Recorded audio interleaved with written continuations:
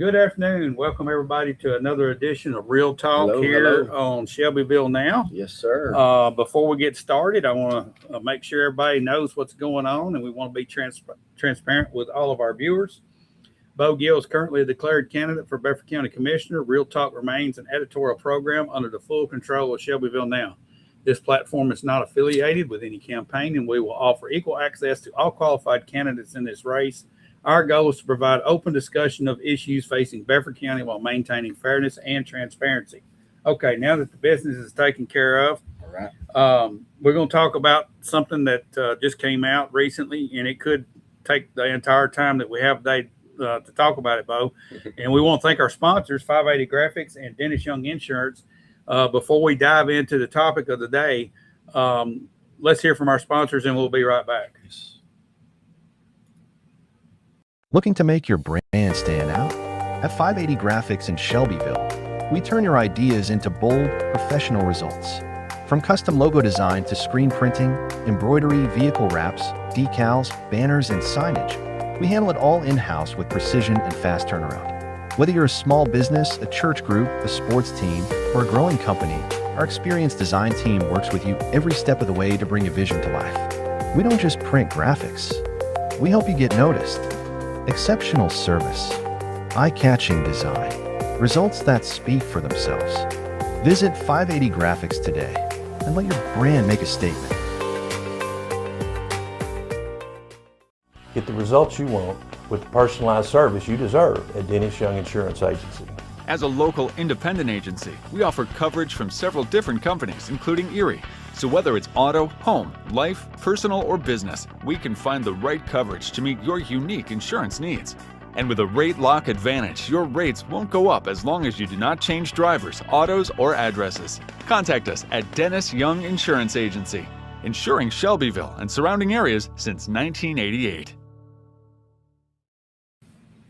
All righty, welcome back in here to Real Talk. Bo, I want to talk to you today about something that just was announced. And of course, maybe a couple of months ago or 6 weeks ago, I saw in the news that Starbucks was going to relocate its national headquarters to Nashville. Yeah. And Exciting news, right? Well, it could be. I thought maybe, but I'm not a big fan. But the headline reads good. It's a big corporation, publicly traded company, making billions of dollars every year. Yeah. And you know, the state of Tennessee dished out $30 million to this corporation that's making billions of dollars. That's a publicly traded company. They gave taxpayer money for them to come to Nashville. Yeah, that was a great headline getter. It did give me the headlines. Wow, Starbucks headquarters coming to Nashville. When I dove into the article a little bit, about the first thing I read was that huge figure, that incentive. Well, see, that they might have came without. I mean, that just came out this morning. But when they first came out with this, it wasn't nowhere. Nobody talked about having to bribe them. Well, of course not. Why would you talk about that? So let's think about this just for a second, Bo. And this is a question to ask. Now, I know sometimes people get nervous, especially the establishment gets nervous when you ask a question like this. I will ask our local government representatives, and I will ask our state representatives. I'll ask our federal representatives. Why is it okay to take taxpayer money and bribe and pay off private companies to move to a location or to expand? Are they broke? Do they need the money? It's not right, to answer your question. And the one thing that bothers me is, why did this precedent start? When did it start?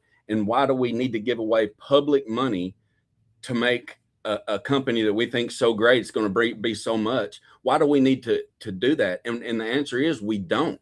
You know, I think we're being fed a bill of goods, you know, and we were discussing this before. You know, what if you were starting a new city and you said, hey, we need a restaurant, so let's pay Chick-fil-A $300,000 to get here? No, that's not a way to build a city, right?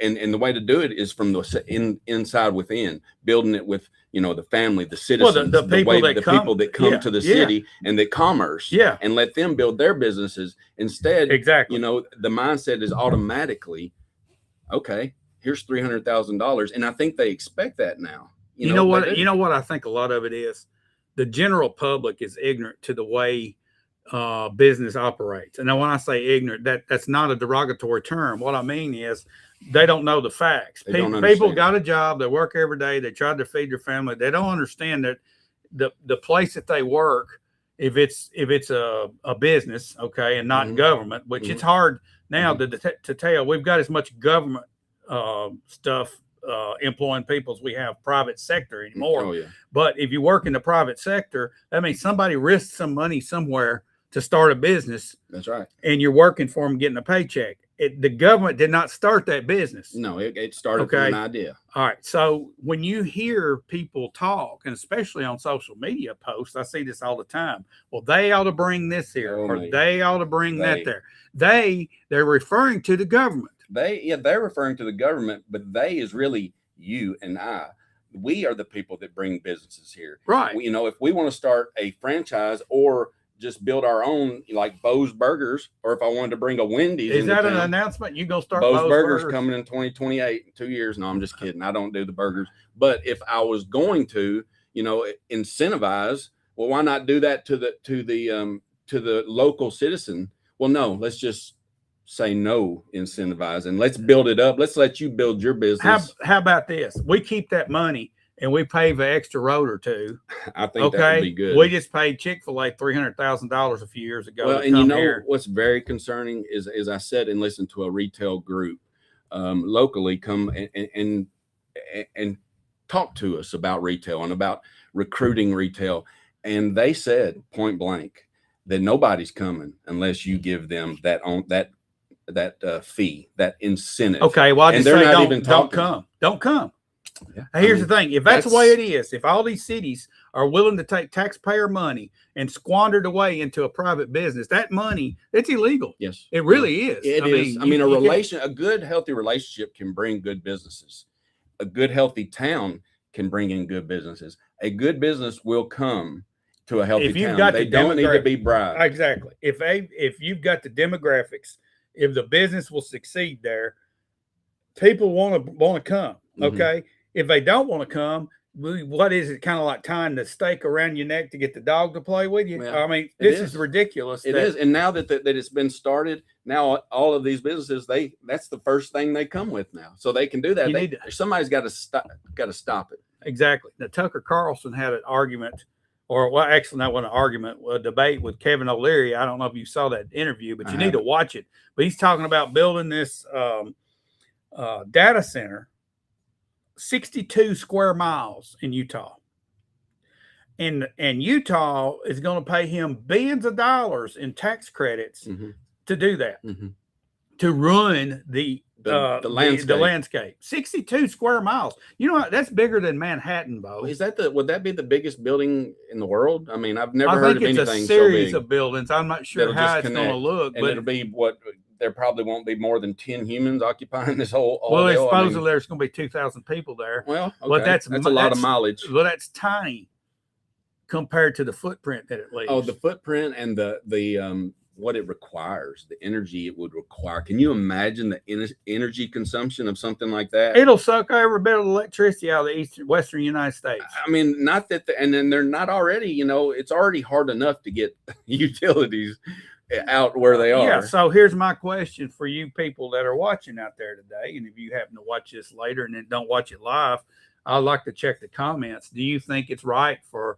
any government entity to write a check or give a special concessions to a private business just to come to your city or your state? And remember, 30 million. That's your money. So if you don't happen to support that business, if you don't go to that business, that don't matter. Your tax money would be going towards that, right? So I mean, we're talking about our money here, right? Yep. I mean, that's what the ultimate thing is. It's more of a principality it's more of a principality than getting run over by the government and letting them automatically write the checks because it's a good idea and they're going to be good. It just becomes such a weak topic, really, to me. I mean, I just don't think that there's any type of way you can defend that. But they do defend it by saying that's the only way that we can get by anybody here. Yeah, if that's the only way, you got a lot of work to do because you're pretty bad off if you can't get a business. I mean, really, should we go out and just solicit any business to come? I don't think so. Every business is not necessarily a fit for a certain situation or a certain place. I think that businesses naturally gravitate toward where they know they're going to succeed. They know that there's a workforce. They know that they're going to be set up, and it's less risky. Okay, right. They're wanting this money to hedge their risk. Business is a risk. Business is a risk, and that incentive is not going to eliminate that risk.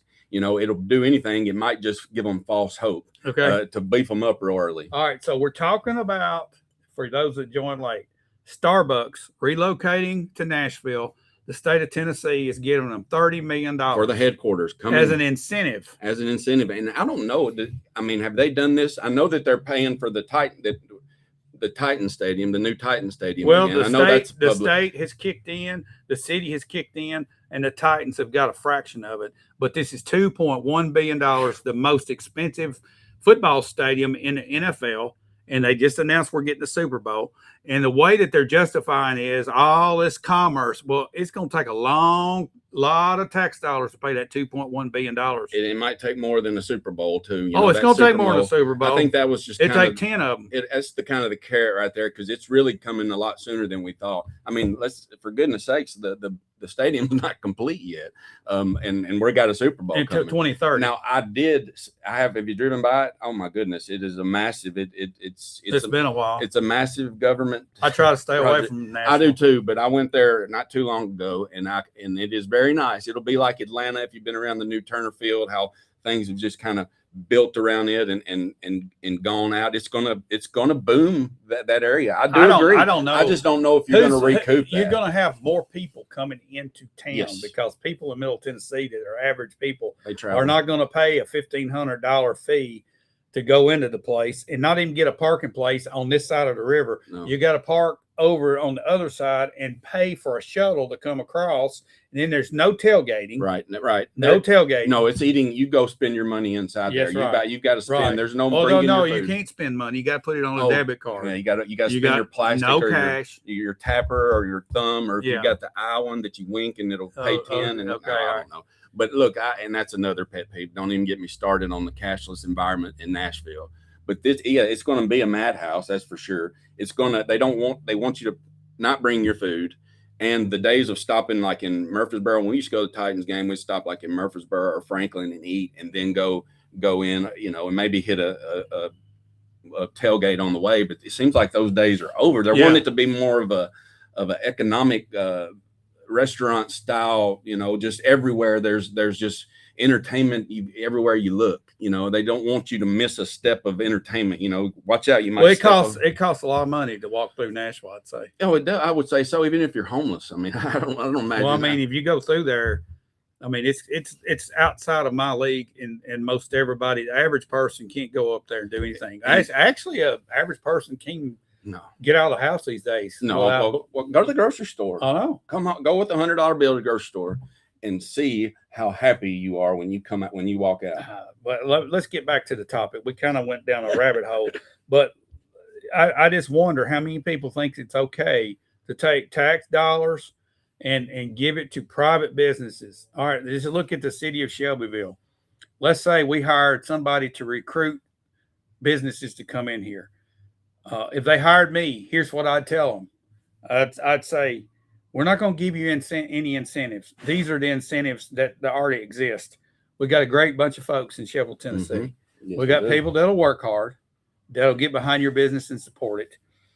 Our demographics might not be the best, but we'll be pretty loyal, hopefully. Got best police and EMS and first responders you can ever have. Okay, that's it. You can't find Shelbyville, Tennessee everywhere, but we'd love to have you. And you're welcome to come and set up your business. We'll get behind you and support you, but we ain't gonna write you a bribery check. Live long and prosper, right? Wasn't that a Star Trek thing? That's all you should have to say to them. Good luck and live long and prosper. And just send in your property tax check whenever. But we don't want to give you anything to make you prosper. I believe you can prosper on your own. Yeah. And if if anybody deserves that, it would be the citizen, like the person starting their own. But we don't need to be getting. And if I was recruiting, I'd say we're not going to be cutting checks to people. We're not going to be giving all of our tax revenue, but let's take that tax revenue and get our roads good.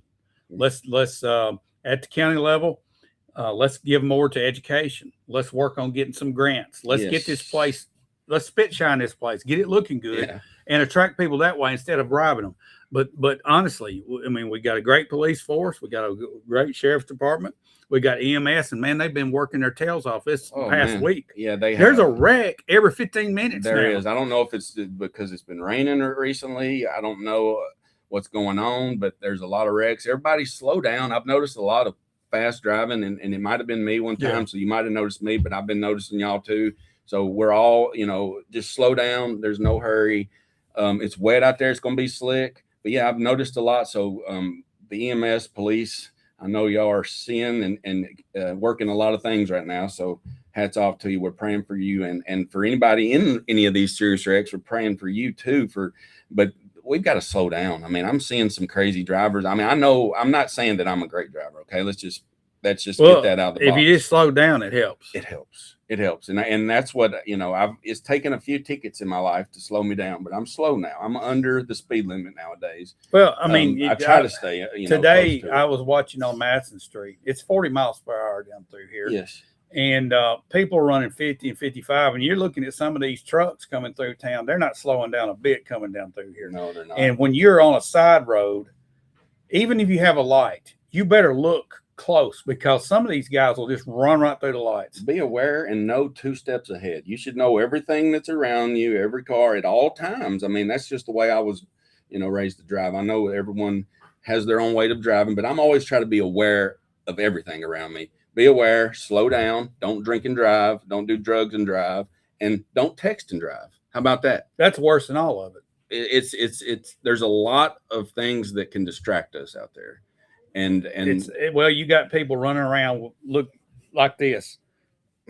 Well, that's how they talk and do everything. I'm sick of it. Well, unless they're in because I've ridden in one of those Teslas that drive by themselves. They do drive by themselves, but I would never be driving like this. All right, I want to open up a can of worms here. The topic is talking about that we've dove into is talking about taking taxpayers' money at the local level, state level, federal level, wherever, and intermingling it with private business. Mm-hmm. Okay, so you write a check to a private business to come and set up their business there. So you basically are becoming an investor, right? Is that what it is? Okay, so we're all investors. All right, so I question that, and I think it's wrong to do that. Now, if the establishment thinks that it's the right way to do, and you question, or you give an opposite opinion, are you being disruptive, and are you creating disunity by asking the question? Or should that be a discussion that we all should have? I think that should be a valid discussion and a valid question we all should have. And in no means should anyone be turned away from asking a question like that. Now, there has been times when questions like that and would get you on the side. Maybe right now is one of them. I don't know. I've never heard that question asked, but that question seems to be what most constituents would be asking anybody representing them, right? I mean, well, yeah, that's the way I would look at it. Throw some other questions. Here's another question that you might ask: is it time for Bedford County to have a senior tax freeze? Okay, that's one question that's been asked recently, and it's the topic. Mm-hmm. And for some reason, it seems to polarize people. Well, okay. Another question there might be: should local people running for office take money from a special interest group? That's a question that people ask. That came up. You saw Thomas Massey up in Kentucky at the state level in Kentucky get run out of office with $30 million coming from Israel. Yep. Okay. All right. That should local people. And if you bring that up and you start asking questions about it, is that being disruptive? And no. It's all how the interpreter interprets it. If you feel guilty about it, then you are. If you don't, if you want to take money from people that are your friends, whatever, however you want to run a campaign, that's fine. I don't. I use my funds, my family. That's the way I do it, and I've got limited number of signs. Okay. That's all you're going to see. Right, so, that's it. But if you want to, if it's the individual's choice, and I believe that it's telling. We judge these candidates by the person that they are, the decisions they make. So you might want to account that. The only into your decision, really, only decision that a commissioner or city councilman has to make. The only decision is whether or not they're going to represent their people. That's the only decision you have to make. Oh yeah. At that point, they make the decisions. Yeah, that's exactly right. All right. So what's wrong? Is it also disruptive? And are you a troublemaker if you ask the question if property taxes are going to go up or not? No, these are rhetorical questions. So I'm going to go through a list here. I'm going to go through a list here, and then we're going to talk about them at the end. Okay. Is it wrong to think, and is it bad to have a discussion publicly of whether or not that we should have a huge high density development on the northwest side of the city limits of Shelbyville? Should we talk and hear about it from people? And is that disruptive to say, I don't think we should do that, or let's talk about it, or let's like use some common sense? Is it disruptive to do that? Right. What about this? Is it disruptive to talk about maybe trying to come up with some sort of standards for our wastewater situation? Is that disruptive? Is it disruptive to ask, hey, what about our planning maps? Can we do that? All right. So all these topics have come up, Bo, in the last year to 2 years, 3 years, maybe. We've been talking about a lot of them here. And there is a sector of people that want to fly all over that and scream disunity or disruptive. You're stirring up trouble. You're stirring up trouble. Why are you pointing out the negative? Well, I'll give you a demonstration of things that we point out. We're not pointing out the negative. We just a lot of times we use common sense pointing out what we see. The homeless issue we had around the bridge about 2 or 3 years ago. We talked about it. We got the drone up there and we showed the people. Yeah, and you know what? I had people, and it made a change. Yeah, and sometimes it takes the chatter, and it has to start somewhere. And you can say, well, they just complain or they bring up negative stuff. Well, it's brought up, and then it's up to whoever can do that to squash the problem. And that is exactly what happened in that instance. Yeah. And I believe that if we just ignore these issues and not be that one asking questions, then we're just letting it slide on by. Going along to getting along. That's the mantra that you hear from a lot of folks. The establishment does not want to be questioned. They don't want to have these questions. They don't want discussions like this taking place in open forum because, and I try to put myself in their shoes, maybe there's a fear of criticism. Yeah. And I don't think people should look at it as a fear of criticism, because when you don't ask questions and you don't actually want accountability, want to press against things that don't seem right, then you end up with mediocrity. Mediocrity means you just kind of getting by. And I've seen this taking place in my lifetime in this area that I live in, that I love. I've seen people sit back and say, well, I don't want to stir anything up. I don't want to. Well, when you don't stir anything up, and I don't say this in a derogatory way, when you don't ask questions, you don't press on things, weak decisions get made. It's exactly right. And yeah, I hear that a lot, about stirring things up, or you just want to stir the pot. We're never stirring the pot. We're talking about what we see, and we're hoping that if we get it out enough, that there will be solutions, just like the homeless problem. Yeah. I mean, it didn't solve it, but it cleaned up our river area, and we showed everybody what the trash was. These are things that we all get to get. The wastewater issue, a lot of people didn't know about that. I myself included, and a lot of other citizens, we are more educated about this because we have a wastewater board that they did their due diligence. They're still in the process of giving a recommendation, but they have gone through and vetted these, and we've learned a ton about it. It was brought up because of really public, stirring the pot. Well, asking questions. But that's stirring the pot to some people. All right, so that's what we got to get over. You got to get over, and I think that there's a new day that could come, in Bedford County government, to where it can be talked about, and everybody can just say the questions and not get criticized about it. I hope and pray for that day, and I think it can come sooner rather than later, because if it doesn't, we're never going to have unity. I mean, wait a minute, unity. I would say I'm going to make a statement on unity very soon. Well, unity, I would say, what I'm really mean is an open line of communication. Well, we don't unity. use lawyers. We don't use lawyers to communicate. Well, yeah, you're right. The unity is not mean everybody thinks exactly the same. Right. Unity means Right. they think differently and they're able to work together. There you go. There you go. All Right right. there. So let's talk about the big topics that seem to be polarizing: high density developments, Yes. this unbridled growth, this lack of common sense Mhm. in our growth. Okay. Mhm. That's my viewpoint. All right. Somebody over, oh, we got to have growth. Mhm. You're right. You're exactly right. We're going to have growth. We're going to have growth. If we got to manage it if right. if we choose to have growth, we'll have growth. Yes. If we allow it to take place, it will have growth.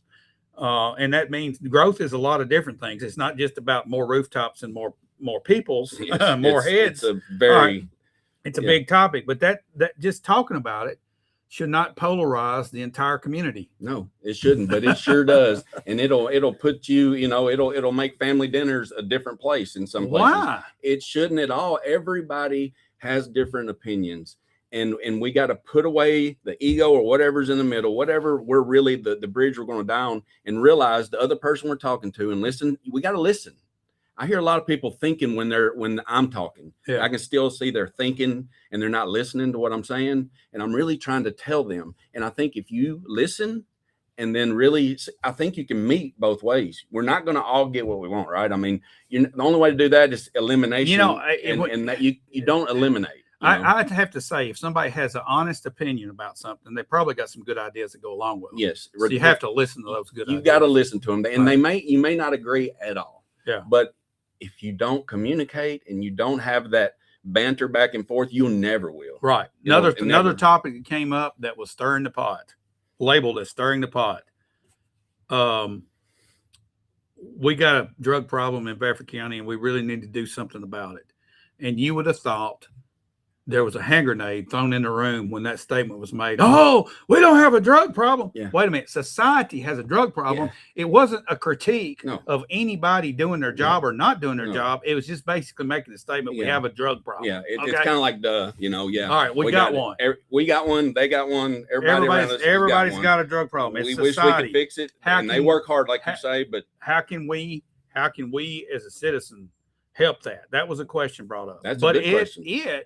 That topic, oh, you're stirring up. If you ask that question, that's stirring up trouble. Oh, be quiet. Sit in the corner and shut up. We're smarter than you. Wait a minute. Everybody's got a seat at the table. We're not dumb. We know what's going on, and we also know that there's a fight against it. All right, Tim, let's see. Hold on here. Let me get some Diane. A lot of businesses receive tax breaks and incentives to locate in a certain location. I personally don't feel we should use tax dollars to subsidize a private business. That's a basic fundamental that's pretty much constitutional if you go back and look at it. Yeah, it shouldn't even be a second thought. I mean, there's two amendments in the Constitution that deal with private sector and public funds being commingled. As a commissioner, people do call and discuss issues, and as a representative, it's my duty to raise their concerns and questions. It is my duty to research and ask questions. Unfortunately, if you have a different view, you are a problem. The reason there are 18 commissioners is to have a variety of ideas, to collaborate and find that work for the majority. Absolutely. Find solutions is what she agreed. Said. Sorry. All right, and Tim Loki, retail and commercial growth is what we need. Yes, that's the growth factor. That's the economic type growth. And we can't do it by bribing businesses. What we have to do is everybody put their best foot forward. And our government has got to function in a streamlined, effective manner. And when you start to see a government acting like that, and when I say a government, I'm talking about city, county, and state, whatever government it is, those that are representing the people, if it's done well, businesses are going to look at that and say, that's a place I could get along with. I'll be honest with you, Bo. I have banged my head against the wall for several years because I wanted to do some things. And I was going to have to jump through so many hoops to do them. We went to another place. We went to another state, actually. And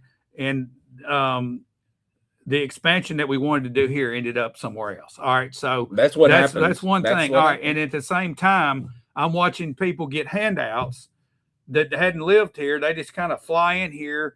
And then the next thing they're here and they're gone. Okay. Yeah. That didn't work. Okay. It's offensive as a local business person to see handouts. Yeah, that's real. I wonder how the coffee shops all over Nashville feel about Starbucks getting $30 million handed to them. Yeah, I'm sure they're probably having the same. I wonder how many small restaurants here in Shelbyville were offended because Chick-fil-A got $300,000. Okay, that could have bailed some out. That would have bailed some out. All right. Not nothing. I love Chick-fil-A. Don't get me wrong. But they don't need $300,000. No, they didn't need that to survive. They would have came here Exactly without it. I fundamentally believe that. And the whole thing with the retail people saying you got to do that. All you got to do in order to compete. No. All you got to do is drive up North Main Street. Know that we're chicken and burgers. That's what we are. And coffee. We got coffee. Coffee, chicken, and burgers. And what Diane said, yes, and she does a really great job of representing her constituents because she asks the questions a lot of times that people don't want to ask, and she'll ask it. And when she asks it, she's also studied it, and she can talk about it, and she understands it. And it's just not like, hey, so-and-so just brought this up. I want y'all to know. So that's a great way to represent. I think that's how it was intended. Not every squeaky wheel, we understand about certain things, but when there's enough of, especially of one concern, it's time to be looked at and studied. Here's what happens if you don't do what Diane's talking about as a representative. If you don't study it and get your facts together, and you just kind of bring it up, wanting to discuss it, somebody in the room that's offended that you brought this up will make some cockamamie story up and give you a lecture and tell you to shut up. Yes, that's exactly right. And then I've seen it happen. And in that case, if you're prepared, you can say, but hold on, I got this. With all due respect. Okay. But the thing about that, you don't just give them the hand. If you do your homework and you're able to have that discussion and collaborate, hey, it opens the door up to some good decisions. Yes, it does. Instead of this, you sit in the corner,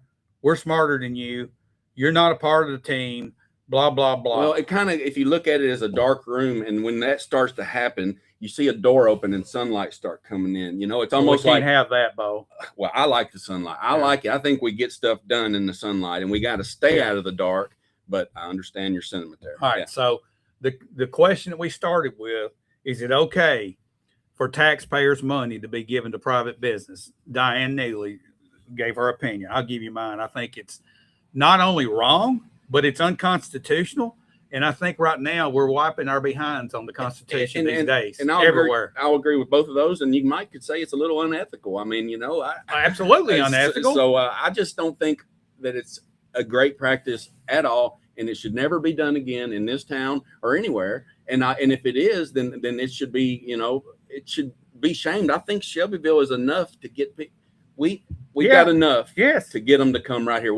They will make money. You businesses to make money. If we concentrate everybody being financially good stewards, and we all work harder with the businesses that we have now, we can have economic growth. Yes, we really can. With what we've got now. If everybody supported the local businesses, it would feed and be a snowball instead of going to Murfreesboro and dropping half your paycheck over there, going to Tullahoma and shopping there. And everybody says, well, we ain't got what they got. No, but if we support what we do have, we'll end up having what they have. That's right. And not supporting all these other schools and roads. That's right. When you're going out of town, and I'm guilty of it too. We go out of town sometimes, and I make it more and more of a choice to be here in town and spend my money here in town. I mean, I can get anything that I want, just good, here in town. If I want a steak, a really good steak, I can go to Legends, but I'd rather go to the grocery store and then cook it. I can get a, or you could go to Glass Hollow, or the Glass Hollow. I mean, there too. But you got two. But I like to go to the grocery. The grocery store is where your value's at. But go to a local grocery store where you can get a good cut of meat. Yeah, absolutely. We need, When I keep hearing we need a good steakhouse. We need to say, well, there's a lady that invested millions of dollars on the square. Oh yeah, they got a good steak to have a good. Oh well, that's too expensive. Well, you want a good steak? That's what it's going to cost, especially nowadays. And they're talking about Western, and they're talking most of the people talking about a good steak is Western sizzling. I got news for you. That's just fast food. That ain't a good steak. Well, nowadays you got to take. It's like a decision. Do I want a full tank of gas or to eat a steak? The full tank of gas is going to have to come first in most cases. But anyway, it is something. manufacturing left Shelbyville for the most part and took the better paying jobs away from here. Yeah, manufacturing is probably a done thing in the United States. We are distributing. We are distributors right now. 75% of new business construction. This is a fact, and it's probably higher than that since I checked. 75% of new buildings being built in the United States are now data centers to house AI processing. Yes, that's what it is. Manufacturing is in China. And it's everywhere else, and we will never compete with them because we're behind the curve by 50 years, Bo. Yeah, I'm in this. I did look at some of their. I did look. We mentioned some of their new technology. I looked at some of their stuff. I mean, yeah, they're way ahead. I think it blew Trump away when he was there, and maybe he's going to get everybody. We don't have the capacity. First of all, we don't have the workforce that wants to work, and you can't pay somebody $40, $50, $60 an hour to assemble cell phones when they're doing it in China for $5. No, we sold it. We sold the production, and now we distribute. We like to package things. That's it. And get it pretty and ship it off, and that's what we do. We're a service company. All right, so if we're going to be a service company, country, let's give the best service possible. Right, do the best at what you can do. I agree, but I'd love to be a manufacturing country again. I would love to, be able to buy our own steel here, right? Well, you can get some steel. Well, you can get it here, but it's just so expensive. Most of it's coming out of Canada now, I think. I mean, you just can't compete. And then there's a tariff on that, so you're paying like you bought it here. But we got pencils, and we make pencils. We'll make pencils right here in Shelbyville, Tennessee, and that comes from a lot of sacrificing.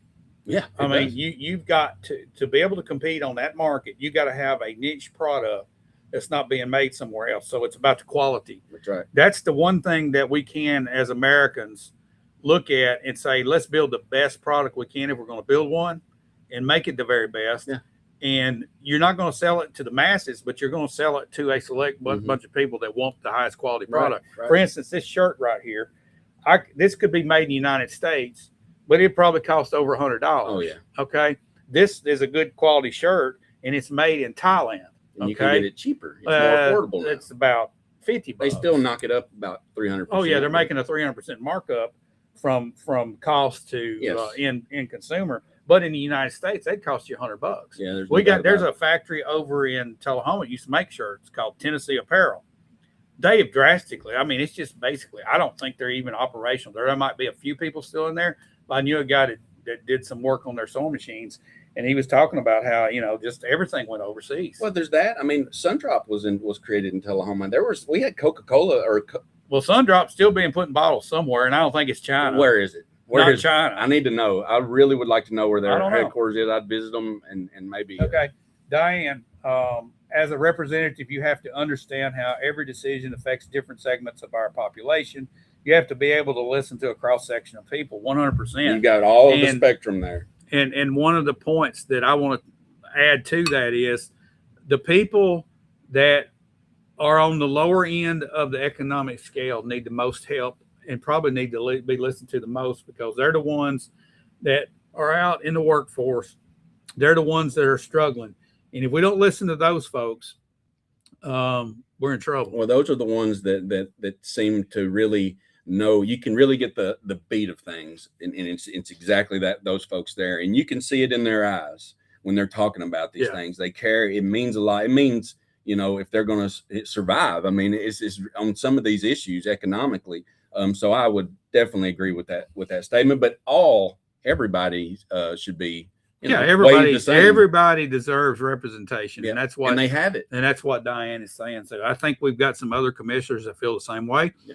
We got some other commissioners that feel, and city council people think that they were put there to make all the decisions. That's Everybody else is to be quiet. They say, I'll make the best job for this town. And really, that's not how it was meant to be. And you're not a judge, you're elected city council. Yeah, that's right. So anyway, there's a lot of stuff we're going to talk about like this coming up. We will continue to ask questions. Yes, we will. Not to disrupt or stir the pot, y'all. What this is called is asking questions to improve everybody's judgment. Hard questions sometimes, and nobody wants to ask. They're not really that hard. They're really not, but it seems like that when you don't want to be questioned, they're hard questions. That may be okay. Maybe you've hit on something. All right, so we're going to get out of here. Everybody have a great weekend. Monday we will Yes. not be here. It's going to be Labor Day, and I Yeah, think we- Bo's going to be fishing or something. Yeah, I'll be not laboring. That's You won't right. be Yeah, laboring. No, All right, so- in no labor Monday. But we'll be back next week. Everybody have a great, safe weekend. Have a good time, and Stay hopefully dodge some of these raindrops and get outside yeah. if you can. It'll Have a be great good. weekend.